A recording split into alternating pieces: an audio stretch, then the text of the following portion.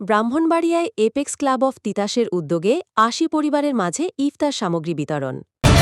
Voice of Brahmanbaria 24 সংবাদে সারাক্ষণ।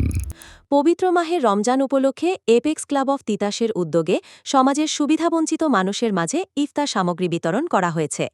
অরাজনৈতিক ও আন্তর্জাতিক স্বেচ্ছাসেবী সংগঠন হিসেবে ক্লাবটি প্রতি বছরের ন্যায় এবছরও অসহায়, দুস্থ ও নিম্ন আয়ের মানুষের পাশে দাঁড়িয়েছে।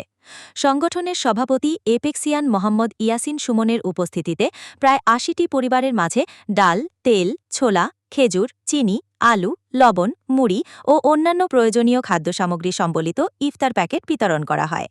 এ সময় তিনি বলেন, সমাজের অসহায় ও সুবিধাবঞ্চিত মানুষের পাশে দাঁড়ানোই এপেক্স ক্লাব অফ তিতাসের মূল লক্ষ্য।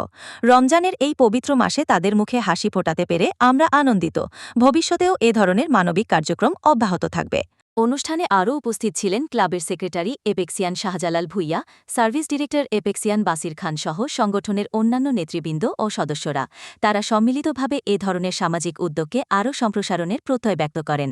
সমাজের মানবিক মূল্যবোধ জাগ্রত রাখতে এ ধরনের উদ্যোগ গুরুত্বপূর্ণ ভূমিকা রাখছে বলে মনে করেন সংশ্লিষ্টরা।